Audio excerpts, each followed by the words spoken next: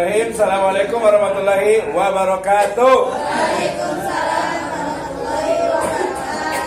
Alhamdulillahirrahmanirrahim. Wassalatu wassalamu ala asrafil anbiya wal mursalin habibana wa nabiyana wa sayyidana wa maulana Muhammadin sallallahu alaihi wasallam wa ala alihi wa ashabihi wa man tabi'ahum bi ihsanin ila yaumiddin wa ba'd. Terima kasih untuk seluruh mahasiswa dan mahasiswi di semester 5B ya, oke, di program sarjana, program studi pendidikan agama Islam, Sekolah Tinggi Agama Islam Sirojul Falah Bogor. Baik, masih di mata kuliah metodologi penelitian. Tadi kita sampai kepada masalah ya, jadi masalah itu adalah sesuatu yang belum kita ketahui, itu yang paling sederhana. Yang berikutnya yang biasanya muncul adalah permasalahan itu adalah gap antara das sein dengan das sollen. Ya, jurang perbedaan antara suatu teori dengan reality, dengan kenyataan. Itu adalah masalah dalam metodologi penelitian.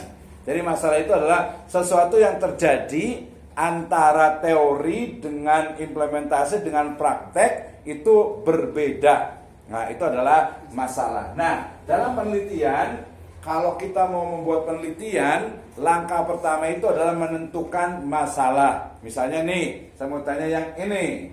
Nah, coba sebutkan satu masalah dalam penelitian. Masalah di, misalnya mau menulis skripsi tentang apa? Yang ini. Tentang apa nih? Yang itu? Corona itu kan masalahnya apa nih? Mau kita fokus di bidang apa? Tapi kayaknya corona udah lewat deh. Mendingan yang ini aja nih. Ini Ustadzul Latif ya. Silakan, masalahnya apa? Misalnya di pesantren, ya. Misalnya di pesantren itu atau mungkin di rumah. Ya, di sini ada nggak sih yang merasa pola asuh orang tua itu tidak sesuai dengan keinginan? Mungkin ada orang tuanya terlalu galak, terlalu cerewet, terlalu disiplin, terlalu mengekang. Nah, ya, itu berarti sebuah masalah. Atau mungkin kita di dunia pesantren aja lah. Ada kemarin proposal tesis itu berbicara tentang ada salah satu pesantren yang katanya siswanya atau santrinya itu pertama kalau suruh bangun subuh itu susah. Enggak, susah. Saya itu rajin kali. Nah, pertama jadi kalau dibangunin subuh itu susah. Di sini ada yang bangun subuh susah nggak? Ada. Iya, alhamdulillah banyak kayaknya. Yang pertama, yang kedua, kalau suruh ikut halaqah baca Al-Quran, hafal Al-Quran itu males-malesan. Udah gitu hafalannya tidak tercapai. Ya, betul. Kemudian yang kedua, suruh sholat berjamaah susah banget juga. Gitu ya. Giliran makan rebutan. Sampai lauknya banyak yang hilang. Ya. Oke. Berarti masalah itu tadi yang paling sederhana itu adalah sesuatu yang belum kita ketahui, tetapi yang lebih tepatnya adalah gap antara das sein dengan das sollen. Ya, adanya teori dan implementasi itu berbeda. Misalnya itu tadi pesantren itu kan mendidik santri agar menjadi menjadi manusia yang soleh dan soleha. Ya, tapi ternyata ada juga nih alumni lulusan atau mungkin keluaran dari pesantren yang mungkin kurang soleh.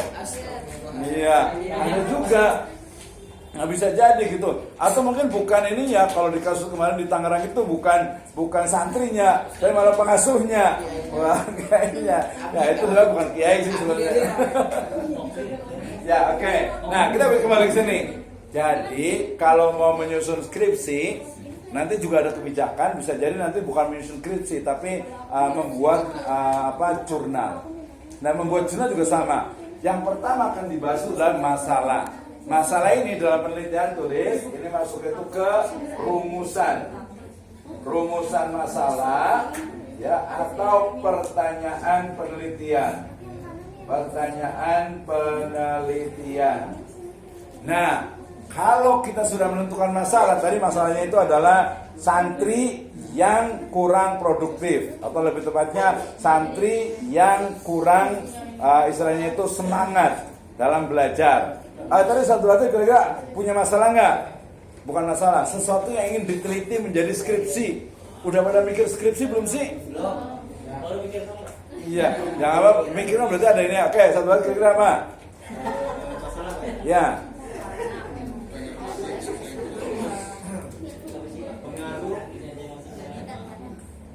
Ya, kalau pengaruh biasanya pasti itu adalah kuantitatif.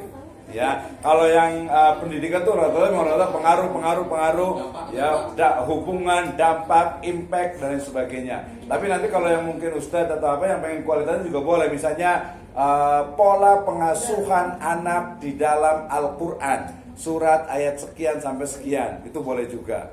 Atau mungkin pendidikan anak perempuan dalam hadis riwayat ini, boleh juga seperti itu. Atau mungkin cara mendidik secara Islami, atau mungkin tarbiyatul aulad di dalam sirah nabawiyah, itu boleh juga. Ya, metode penerapan, evaluasi kebijakan, pengaruh, hubungan dan lain sebagainya banyak.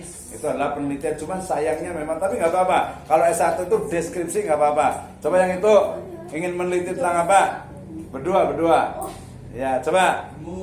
Ingin meneliti tentang apa? Biar nanti kita nyambungkan ke sini.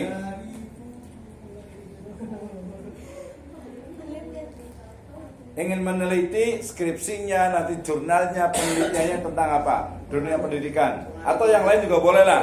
Yang lain juga boleh. Misalnya saya ingin tahu tentang penyebab. Saya pernah buat penelitian itu faktor-faktor yang memengaruhi kriminalitas pada anak. Gitu. Jadi saya ke wawancara dengan narapidana anak di Tangerang, di Dan Mogot sana. Gitu ya. Ada masih umur sekitar 15 tahun, saya tanya, "Kamu kenapa kesini?"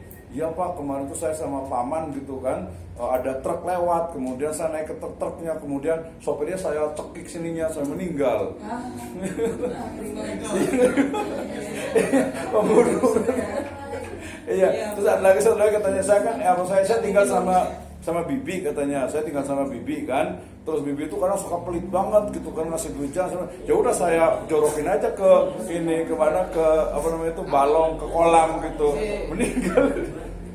Jadi sedih banget dia. Nah, ternyata kemarin berarti kan ada masalahnya nih. Masalahnya apa? Yang paling ini suka terjebak dengan gadget nggak? Nah, berarti masalahnya adalah, kita hipotesisnya adalah kontraproduktif atau tidak produktifnya mahasiswa dengan adanya gadget. Ya, kita bersebut sini masalahnya adalah karena apa? Faktor-faktor misalnya yang memengaruhi mahasiswa ataupun orang-orang itu membuka sosial media. Oke ya. Nah, kalau ada masalah berarti nanti di susunan skripsi ataupun jurnal selalunya ada di sini adalah latar belakang. Ya. Latar belakang masalah. Nah, ya. Jadi kalau kita mau membuat skripsi, membuat penelitian, nanti menulis jurnal, maka setelah masalah diketahui, sebelumnya dulu harus ada latar belakang masalah. Kenapa? Ya, why? Kenapa masalah itu penting dan harus didukung oleh apa? Data, ya, dan fakta. Misalnya, ternyata tadi pengguna dari internet di Indonesia itu semakin meningkat. Kemudian katanya itu di data itu Facebook itu dalam 1 menit itu ternyata diklik lebih dari 1 juta kali. Kemudian istilahnya itu YouTube, orang-orang Indonesia rata-rata menyaksikan YouTube itu antara 3 sampai 6 jam sehari. Real video rata-rata orang Indonesia itu 5 sampai 10 jam sehari. Ya, jadi nggak heran kalau ngerjain tugas makalah males, bantuin orang tua itu mungkin males, ngerjakannya itu males, wajar. Jangankan mahasiswanya, dosennya juga kadang begitu juga gitu ya. Kalau kiainya sih kayak yang soleh, selalu enggak sih. Gitu, cuma kiai yang tanggung, kiai muda kali gitu ya. Kadang suka ini juga. Nah, ini berarti adalah masalah.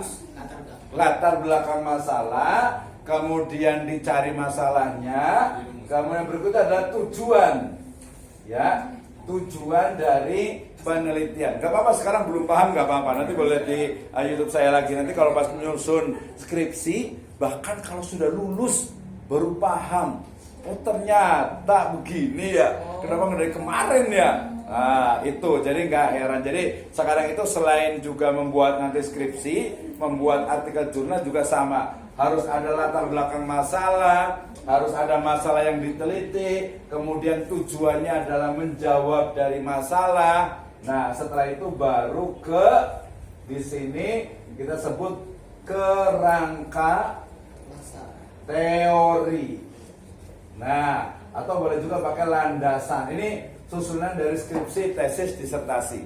Jadi misalnya begini, kalau tadi kita penelitiannya masalahnya adalah mahasiswa yang kecanduan dengan real video, atau kita nggak ngomongin orang luar, agak sedikit sensitif tapi nggak apa-apa lah, nggak ngomongin orang yang ada di sini, ngomongin orang luar saja.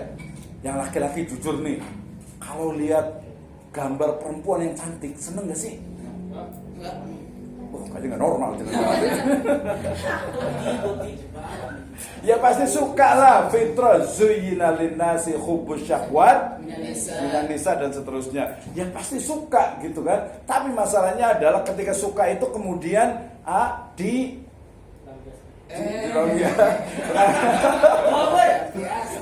dilampiaskan.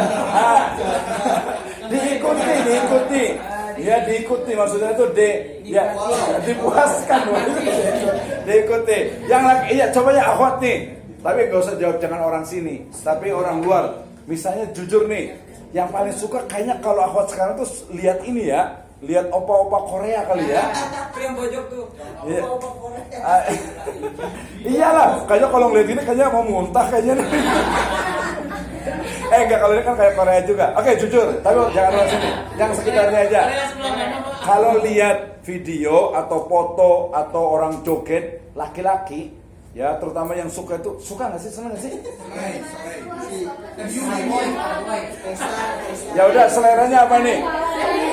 Korea. Ya sebelahnya Afrika. Afrika sebelah sana Maroko ganteng-ganteng. Ya udah, oke. Baik. Oke, lanjut.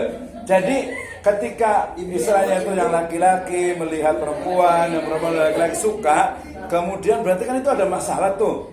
Nah kemudian ketika tadi maksudnya dipuaskan itu secara terus menerus, itu akan menjadi apa? Dosa. Ya, dosa secara kebenaran